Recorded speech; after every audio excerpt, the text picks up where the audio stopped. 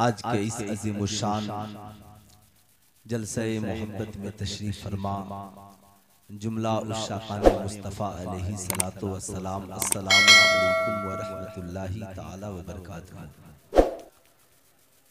अल्हम्दुलिल्लाहि वस्सलातु वस्सलामु अला नबिय्यिही अम्मा बाद फ़ौज़ु बिल्लाहि मिनश शैतानिर रजीम बिस्मिल्लाहिर रहमानिर रहीम। हल यस्तविल लज़ीना यअलमून वल लज़ीना ला यअलमून।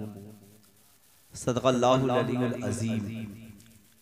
जी लगाकर बारगाहे रिसालत माब सल्लल्लाहु अलैहि वसल्लम में हदिया दुरूद सलाम पेश करें और पढ़ें अल्लाहुम्मा सल्ली अला सय्यदना शफीअना हबीबना मौलाना मोहम्मद मादनिन जुद वल करम मंबइल इल्म वल हिल्म वल हिकम बारिक सल्लु अलैहि सलातन व सलामन अलैका या रसूल अल्लाह सल्लु अलैहि सलातन व सलामन अलैका या हबीब अल्लाह दाइमन अबदन अबदा। बाबू जलसा खत्म हो गया, इत्तफाक कहिए। असल में शैतान कभी नहीं चाहता कि हमारी कौम के ये बच्चे कुछ सुने।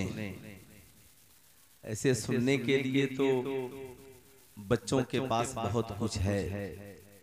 जब से मोबाइल फोन ने इस जमीन पे कदम रखा तब से जो सुनने की जरूरत है लोग उसे भी सुनते हैं, जिसे नहीं सुनना चाहिए उसे भी सुनते हैं। अब ये कहने की जरूरत नहीं है,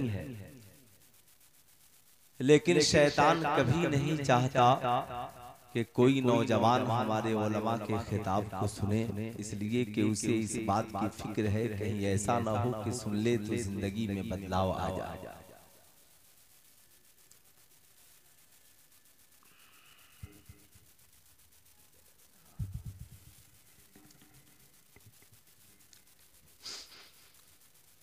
अल्लाह ने उस कौम की हालत नहीं बदली, अल्लाह ने उस कौम की हालत नहीं बदली, न हो एहसास जिसे खुद अपनी हालत के बदलने का। डॉक्टर इकबाल ने कहा नहीं तेरा नशीमन कसरे सुल्तानी के गुंबद पर, तू शाहीन है बसेरा कर पहाड़ों के चट्टानों पर। हजरात अल्हम्दुलिल्लाह हम मुसलमान हैं, हमारा ताल्लुक इस्लाम से है। हमारे बाप दादा भी मुसलमान थे और इंशाअल्लाह हमारी आने वाली नस्लें भी मुसलमान होंगी। यकीनन इस्लाम दुनिया का सबसे अनोखा मजहब है, सबसे प्यारा मजहब है। इस्लाम की तबलीग के लिए अल्लाह रब्बुल इज्जत ने मुस्तफ़ा जाने रहमत सल्लल्लाहु अलैहि वसल्लम को इस खाके गीती पे मबूस किया। साथ ही साथ कुरान अजीम जैसी किताब से हमें नवाजा। आज एक इंसान के घर में कोई दौलत हो ना हो, लेकिन अगर किसी मुसलमान की जिंदगी में ये दो दौलतें हैं, एक जिसे कुरान कहा जाता है और एक जिसे नबी का किरदार कहा जाता है, अगर ये दो चीजें हमारी जिंदगी में हैं तो इंशाअल्लाह हमारी दुनिया के लिए भी काफी है और हमारी आखिरत के लिए भी काफी है। आज का ये अजीमुशान जलसा इस इदारे ने कई बच्चों को हाफिज़े कुरान बनाया। अल्हम्दुलिल्लाह अल्लाह रब्बुल इज्जत कुरान अजीम में इरशाद फरमाता है, तुम क्या समझते हो कि पढ़े लिखे और अनपढ़ दोनों बराबर हैं? ऐसा नहीं हो सकता। हल यस्तविल लज़ीना यअलमून वल लज़ीना ला यअलमून। तुम क्या समझते हो कि पढ़े लिखे और जाहिल दोनों बराबर हैं? ऐसा नहीं, बल्कि उतुल इल्म दर्जात, जो पढ़ता है अल्लाह रब्बुल इज्जत उसके रुतबे को बढ़ा देता है। जो तालीम हासिल करता है अल्लाह उसके रुतबे को बढ़ा देता है। समाज में हर शख्स अपने इल्म के मुताबिक इज्जत पाता है। डॉक्टर हो, इंजीनियर हो, प्रोफेसर हो, मास्टर हो, डॉक्टर हो, हाफिज़े कुरान हो, आलिमे दीन हो। ऐसा नहीं होता कि मैट्रिक वाले को इंटर के बराबर इज्जत मिल जाए, इंटर वाले को एमए के बराबर इज्जत मिल जाए। हर शख्स अपने इल्म के मुताबिक समाज में इज्जत पाता है। ठीक यही मामला हाफिज़े कुरान का है, आलिमे दीन का है। ये भी अपने इल्म के मुताबिक इज्जत पाते हैं। मगर आज जमाने की टेढ़ी नजरें, पूरी दुनिया की नजरें जिस किताब पर है उस किताब का नाम कुरान है। पूरी दुनिया की नजरें जिस जात पर है उस जात का नाम मुहम्मदुर रसूलुल्लाह है। यहूदियों ने सोचा कि साहब क्या वजह है कि 23 साल की थोड़ी सी मुद्दत में पूरी दुनिया में इस्लाम फैल गया। तो उन्हें पता चला इस्लाम यूं ही नहीं फैला, इस्लाम फैलने में दो चीजों का अजीम किरदार रहा। एक तो मुस्तफा जाने रहमत सल्लल्लाहु अलैहि वसल्लम की सीरत का और दूसरा कुरान अजीम का। मुसलमान जब तक नबी की सीरत पे चलते रहे और कुरान पे अमल करते रहे, जहां उन्होंने कदम रखा वहीं इनकलाब बर्पा कर दिया, वहीं उनकी जिंदगी में इनकलाब ही इनकलाब रहा। अब यहूदियों ने देखा कि जब तक मुसलमानों के पास कुरान रहेगा, एक वो दौर था जब कोई मक्के की गलियों से गुजरता तो हर घर से कुरान की तिलावत की सदाएं आती थी। एक वो दौर था जब मुसलमानों की सुबह हो तो साहब कुरान की तिलावत उनके घरों में हो, लोग कुरान की तिलावत में जिंदगी गुजारते थे। हजरत ख्वाजा गरीब नवाज जब इस भारत की सरजमी पर तशरीफ ले आए तो एक हाथ में कुरान है और एक हाथ में नबी का किरदार है। जहां मुसलमान जाते थे एक हाथ में कुरान तो एक हाथ में नबी का किरदार। लेकिन आज ईमानदारी से बताएं, आज हमारे पास हमारे घरों में कुरान है मगर आज हमारी जिंदगी में कुरान की तालीम नहीं है। आज साहब नबी के नाम के नारे हमारे पास है मगर आमिना के लाल की सीरत हमारी जिंदगी में नहीं है। यहूदियों ने सोचा अगर मुसलमान यूं ही कुरान पढ़ते रहे, यूं ही सीरत मुस्तफा पे चलते रहे, जो भी मुसलमानों के करीब होगा वो साहबे ईमान हो जाएगा, फिर तो हमारा खातिमा हो जाएगा। यहूदियों ने साजिश रची, कहा ए दुनिया वालों कब तक सिर्फ कुरान पढ़ते रहोगे, कब तक सिर्फ आमिना के लाल की जिंदगी का मुताला करते रहोगे।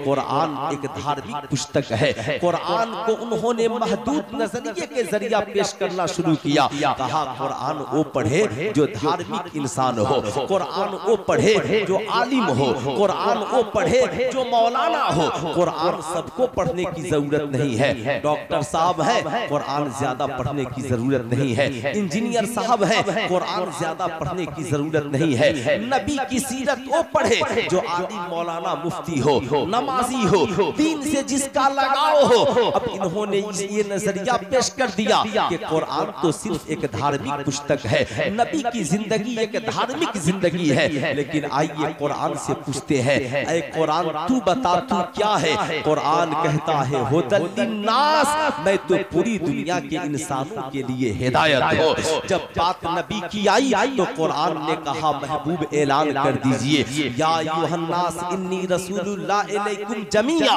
ऐ लोगों मैं तुम सब के तरफ अल्लाह का रसूल बनकर के आया हूं। अल्लाहु अकबर। अब नबी फरमा रहे हैं मैं तुम सब के तरफ अल्लाह का रसूल बनकर आया हूं। वो चाहे हिंदू हो, मुसलमान हो, क्रिश्चियन हो, ईसाई हो, डॉक्टर हो, इंजीनियर हो, प्रोफेसर हो, हाफिज हो, आलिम हो, मौलाना हो। यही वजह है नबी की जिंदगी सबको पढ़ने की जरूरत है। जो नबी की जिंदगी को पढ़ेगा कामयाबी उसकी जिंदगी में होगी। जो कुरान की तालीमात को जिंदगी में दाखिल करेगा इंशाअल्लाह कामयाबी उसकी जिंदगी में आएगी। आज हमारे पास डिग्रियों की कमी नहीं है, मैट्रिक पास हर घर में मिल जाएंगे, इंटर पास हर घर में मिल जाएंगे, बीए और एमए पास हर घर में मिल जाएंगे। साहब आज डिग्रियों की कमी नहीं है, मगर क्या सिर्फ डिग्रियों की वजह से हमारी जिंदगी में कामयाबियां आ जाएंगी? आपको मानना पड़ेगा मौलाना साहब हम डॉक्टर जरूर है, हम इंजीनियर जरूर है, हम प्रोफेसर जरूर है, हम मैट्रिक पास है, हम इंटर पास है,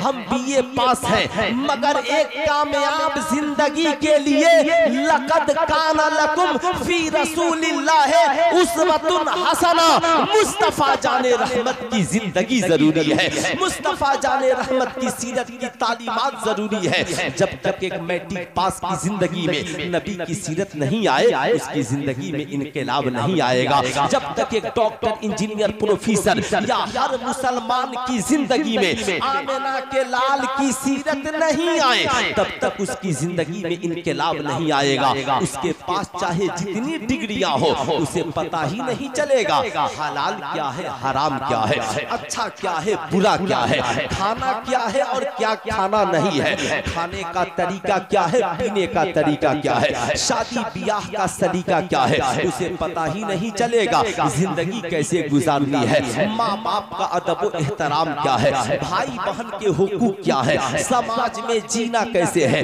एक कामयाब जिंदगी कैसे गुजरती है। यही वजह है जिन लोगों के पास सिर्फ डिग्रियां हैं वो शराब पीते हुए नजर आते हैं, जिनके पास सिर्फ डिग्रियां हैं वो जना और जुआ में मुलविस नजर आते हैं, जिनके पास सिर्फ डिग्रियां हैं वो पढ़ तो लिए हैं मगर साहब उनकी जिंदगी का कोई मकसद नहीं है, उन्हें पता ही नहीं है हमारे लिए क्या जायज है और क्या नाजायज है। लेकिन एक मुसलमान तालीम के साथ साथ जब सीरत मुस्तफा को अपना लेता है तो उसकी जिंदगी कामयाब हो जाती है, गुनाहों के दलदल से निकलता है और अपनी जिंदगी में इनकलाब लाता है। शराब खाने को छोड़ता है, जुआ खाने को छोड़ता है, जहेज जैसी रस्म को साहब लात मारता है, समाज की गंदगियों से निकलकर अपनी जिंदगी को पुरवकार बनाता है। अगर आज हम जिस पुरफतन माहौल में जी रहे हैं, अगर ये मदारिस जिन पे हम खड़े हैं, अगर इन मदारिस का वजूद नहीं रहा और इन मदरसों को हमने मुस्तहकम तौर पर इसे जिंदा नहीं किया तो याद रखिएगा साहब ये इदारा जिसमें हम और आप खड़े हैं, ये इदारा बहुत पुराना इदारा है, कभी बंद होता है, कभी खुलता है, फिर कभी बंद होता है, कभी खुलता है। अल्हम्दुलिल्लाह मौलाना रिजवान शमशी साहब और यहाँ के अराकीन की मेहनतों काविश से इमसाल इतने बच्चे हाफिज़े कुरान बने, अल्हम्दुलिल्लाह बड़ी अच्छी बात है। लेकिन सिर्फ हाफिज़े कुरान बनाना ही हमारी जिंदगी का मकसद नहीं है, बल्कि इन मदरसों का एक खास मकसद है, मदारिस को इतना मजबूत कीजिए कि बस्ती का हर बच्चा इस मदरसे से जुड़े, बस्ती की हर बच्ची इस इदारे से जुड़े। जानते हैं वरना इसका नुकसान क्या होगा, तकरीर क्या की जाए और क्या नहीं की जाए। समाज में जब हालात आपको सुनने और देखने को मिलते हैं तो पांव तले जमीन खिसक जाते हैं। आज हम जिस जिले में हैं, मैं भी इसी जिले का रहने वाला हूँ। बाज इलाके आज भी ऐसे हैं जहाँ पे एक वक्त था के लोग छठ पूजा करते थे। मुझे आज भी याद है एक वक्त ऐसा भी था कि मैंने अपनी निगाहों से देखा है लोग दरिया किनारे गैरों के साथ जाया करते थे। उन बस्तियों की बातें तो मैं नहीं करता, लेकिन आप इसलिए ये सारे गंदे माहौल इसलिए थे कि उनके बाप दादाओं ने कभी अपने बेटों को इस्लाम की तालीम नहीं दी, कभी अपनी बेटियों को इस्लाम की तालीम नहीं दी। आपके पास कभी इतना वक्त नहीं मिला कि आप खुद इस्लाम समझे और कभी अपनी औलादों को इस्लाम समझाएं। हर शख्स पैदा हुआ और पैदा होने के बाद ज़हन में सिर्फ एक बात है, बच्चा मैट्रिक कैसे करेगा, बच्चा इंटर कैसे करेगा, बेटी मेरी बीए पास कैसे करेगी, मेरी बेटी जल्दी से कॉलेज में कैसे पढ़ेगी। जानते हैं उसकी वजह क्या है? जितनी शादियां हमारे यहाँ होती है, लड़के वाले जाते हैं तो पहले पूछते हैं लड़की मैट्रिक पास है, लड़की इंटर पास है। अब लड़की वाले समझते हैं नहीं पढ़ाएंगे तो शादी नहीं होगी, नहीं पढ़ाएंगे तो रिश्ता नहीं होगा। इसलिए लड़की वालों को इस बात की फिक्र नहीं होती कि मेरी बेटी मैट्रिक पढ़े न पढ़े मगर सीरते खातूने जन्नत उसकी जिंदगी में आ जाए, मेरी बेटी इंटर पास हो न हो मगर सीरते फातिमतु ज़हरा उसकी जिंदगी में आ जाए। मुहर्रम का फातिहा याद है और सैयदा खातूने जन्नत की सीरत याद नहीं है।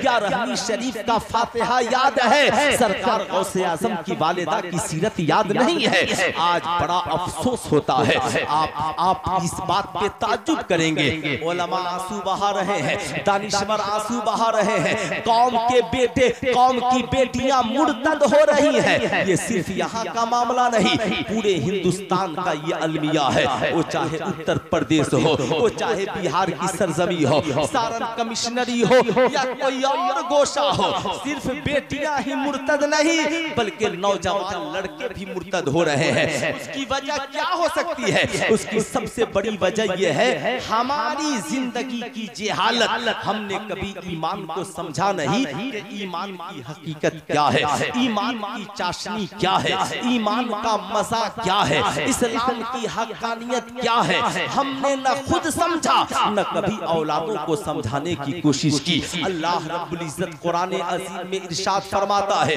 या अय्युहल्लज़ीना आमनू कू अनफुसकुम व अहलीकुम नारा, ऐ ईमान वालों अपने आप को और अपने घर वालों को जहन्नम की आग से बचाओ। अब साहब याद रखिएगा, ये तो यहूदियों की साजिश है। यहूदी यही तो चाहते हैं कि दुनिया का हर इंसान अपनी इज्जत को भूल जाए कि इज्जत भी कोई चीज होती है, वकार भी कोई चीज है। हर इंसान अपनी नफसानी ख्वाहिशात के मुताबिक जिंदगी गुजारे। जैसे अमेरिका की एक लड़की वीडियो बनाती है और शेयर करती है, माई लाइफ माई चॉइस, मैं अपनी जिंदगी अपनी चॉइस के मुताबिक गुजारना चाहती हूँ। आज हर नौजवान का ये नारा है, आज हर औरत का ये नारा है। हर औरत यही कहती है, आप मेरी जिंदगी में इंटरफेयर नहीं कर सकते हैं। आज नौजवान कहते हैं, मैं अपनी जिंदगी अपनी मर्जी से गुजारना चाहता हूँ। मगर कभी अल्लाह से पूछिए, ऐ मालिको मौला, तूने पैदा किया है, तूने हमें आंखें दी हैं, तूने जिंदगी बख्शी है, बता हम जिंदगी कैसे गुजारे? तो पैदा होने वाला इंसान चाहता है हम अपनी मर्जी से जिंदगी गुजारे और पैदा करने वाला रब चाहता है, लक़द काना लकुम फी रसूलिल्लाहि उस्वतुन हसना, जिंदगी तुम्हारी हो, सीरत मुस्तफा जाने रहमत की हो, आंखें तुम्हारी हो, हया रसूलुल्लाह की हो, जिंदगी तुम्हारी हो, किरदार और कैरेक्टर आमिना के लाल। अल्लाह तो ये चाहता है। आला हज़रत अज़ीमुल बरकत मुजद्दिद दीन व मिल्लत अल मलफूज़ शरीफ में एक वाक़या नकल करते हैं कि एक नौजवान मुस्तफ़ा करीम सल्लल्लाहु अलैहि वसल्लम की बारगाह में हाजिर आया। इरादा नेक नहीं था, ख्याल नेक नहीं था। हाजिर आता है, अर्ज गुजार होता है, या रसूल अल्लाह, मुझे फला औरत के साथ ज़ना की इजाजत चाहिए। गौर से सुनिएगा, सवाल बड़ा पेचीदा है। सहाबा सुनने के बाद नाराज हो गए, तलवारें निकल जाती। कौनैन के ताजेदार हैं, सहाबा को रोकते हैं, नौजवान को करीब बुलाते हैं, नौजवान करीब आओ। सहाबे कराम है, ठहर जा। इंसान इसे गंदे माहौल ने गंदा बना दिया, इसे करीब आने दिया। जब वो नौजवान करीब आया तो नबी ने करीब बैठाया, सीने पे दस्ते मुबारक को रखा और कहा, नौजवान तू क्या कह रहा था? कहा, या रसूल अल्लाह, फला औरत के साथ ज़ना की इजाजत चाहिए। सरकार फरमाते हैं, ऐ नौजवान बता, क्या जो तू काम उस औरत के साथ करना चाहता है, क्या तू ये काम अपनी बहन के साथ कर सकता है? कहा, या रसूल अल्लाह, नहीं कर सकता। कहा, अपनी माँ के साथ? कहा, नहीं कर सकता। कहा, जो काम तू अपनी माँ बहन के साथ नहीं कर सकता, वो दूसरे की माँ बहन के साथ कैसे कर सकता है? अल्लाह अकबर। इतना सुनना था, नौजवान की आंखों में आंसू आ गए। सरकार फरमाते हैं, जैसे तुम्हारी माँ की इज्जत है, वैसे दूसरों की माओं की इज्जत भी इज्जत है। जैसे तुम्हारी बहन की इज्जत है, वैसे दूसरों की बहन की इज्जत भी इज्जत है। जैसे तुम्हारी बेटी की इज्जत है, वैसे ही दूसरों की बेटियों की इज्जत भी इज्जत है। आज हम जिस मुल्क में जीवित और जिंदा है, आज जहाँ पे हम खड़े हैं, इस मुल्क में तो कानून कानून बन चुका है। नौजवान लड़के लड़कियां जो बालिग हो चुके हैं आपसी रजामंदी से लिविंग रिलेशनशिप में जिंदगी गुजार सकते हैं। लेकिन ताज्जुब की बात है, मैं आपसे पूछना चाहता हूँ, इस्लाम इस बात की इजाजत नहीं देता। अगर आज भी पूरी दुनिया में मुसलमान ये सोच ले, और मुसलमान ही नहीं दुनिया का इंसान ये फैसला कर ले कि जैसे मेरी माँ बहन की इज्जत है वैसे दूसरों की माँ बहन की इज्जत है, तो फिर जमाने में सबकी इज्जतें महफूज हो जाएंगी। लेकिन आज इसकी फिक्र कौन करेगा, इस पैगाम को आम कौन करेगा? आज हमारी कौम की बेटियां, इस साहब उनकी जिंदगी के मसाइल भी अजीबो गरीब है। अब जो ही अमेरिका की एक लड़की ने कहा मैं अपनी जिंदगी अब बगैर किसी दबाव के गुजारना चाहती हूँ, अब इन्होंने भी यही सोच लिया, शायद इन्होंने यही सोचा है बगैर दबाव की जिंदगी का मतलब यही है घर छोड़ करके भाग कर चल दो, ये हमारी जिंदगी बड़ी अच्छी कर जाएगी। या किसी आवारा आशिक के साथ घर से निकल जाओ, साहब हमारी जिंदगी बड़ी अच्छी कर जाएगी। इस्लाम की शहजादियों याद रखना, हजरत उमर इब्ने खत्ताब का जमाना है। एक नौजवान लड़का एक पढ़ी लिखी आलिमा लड़की पर आशिक हो जाता है, हर रोज गली में उसका पीछा करता। एक दिन आलिमा लड़की ने मुड़कर कहा नौजवान क्या बात है, हर रोज गली में मेरा पीछा करते हो? नौजवान इतना सुनना था, नौजवान ने कहा मैं तेरे हुस्न का दीवाना हो, मैं तेरी निगाहों का मस्ताना हो। उस लड़की ने ठहर कर कहा सुनो, मैंने सुना है जो जिससे मोहब्बत करता है वो उसके लिए जान कुर्बान कर देता है। कहा हाँ मैं भी कुर्बान करने के लिए तैयार हो। कहा तुझे जान कुर्बान करने की जरूरत नहीं है, तू मेरी एक बात मान ले। उसने कहा तेरी बात क्या है? कहा सुन, मस्जिद नबी शरीफ में चला जा और हजरत उमर इब्ने खत्ताब के पीछे 40 रोज पहले तू नमाज़ें पढ़ ले, 40 रोज बाद नमाज पढ़ के आना, पहले निकाह करना, फिर उसके बाद मैं तेरी हो जाऊंगी, तू मेरा हो जाएगा। मगर आज हमारी कौम की बेटियां निकाह के मतलब को भूल गई। वो शायद ये समझ रही है निकाह एक बोझ है, या माँ बाप जो हमारे रिश्ते को मुकर्रर करते हैं शायद वो हमें दूसरे जानिब लेकर जाते हैं। लेकिन कौम की बेटियों याद रखना, सुल्तान रजा बहुत ज्यादा क्या बोलेगा, लेकिन मैं अगर हमारी कौम की बेटियां सुन रही हैं तो दूसरी सहेलियों तक भी इन बातों को पहुंचाना। तुझे लगता है ये जो तेरा आशिक है ये तुझे ताजमहल, लाल किला और आगरा दिखाएगा, ये मैं जानता हूँ दिखाएगा, तो 4, 10, 20 दिन तुझे पूरा इंडिया घुमाएगा। घुमाने के बाद इज्जत तो आबरू जब लूट जाएगी तो कभी छपरा स्टेशन पर, कभी मुजफ्फरपुर स्टेशन पर, कभी रेलवे स्टेशन पे छोड़कर चला जाएगा। ऐसे जैसे चाय पीने वाला चाय पीकर प्याली को फेंक करके चला जाता है और उसका कोई पुरसाने हाल नहीं होगा। लेकिन तेरी इज्जत का क्या होगा? तूने कभी इसके बारे में सोचा है?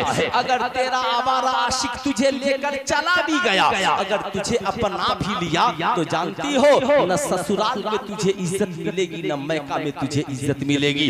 तेरा बाप जो रात की तन्हाइयों में इसलिए रोता रहा मेरी बनी बनाई इज्जत को मेरी बेटी ने तबाह बर्बाद कर दिया। तेरी माँ इसलिए रोती रही कि मेरी बनी बनाई इज्जत को मेरी बेटी ने आज अपने हाथों से तबाह बर्बाद कर दिया। मैं आपसे भी कहूंगा साहब, जब बेटियां पढ़ने के लिए जाए ना तो कभी बेटियों से आप गुफ्तगू भी किया करें, बेटियों से गुफ्तगू भी किया करें। आपके पास इतनी फुर्सत कहाँ है कि आप अपनी बेटियों से गुफ्तगू करेंगे? साहब मैं पूछना चाहता हूँ, खाना आप देते हो, कपड़ा आप देते हो, रहने के लिए मकान आप देते हो, जरूरत के सामान आप मुहैया करते हो, तो सीरते खातूने जन्नत कभी कभी बैठकर सुना दिया करो, सीरते आयशा सिद्दीका कभी कभी बैठकर सुना दिया करो।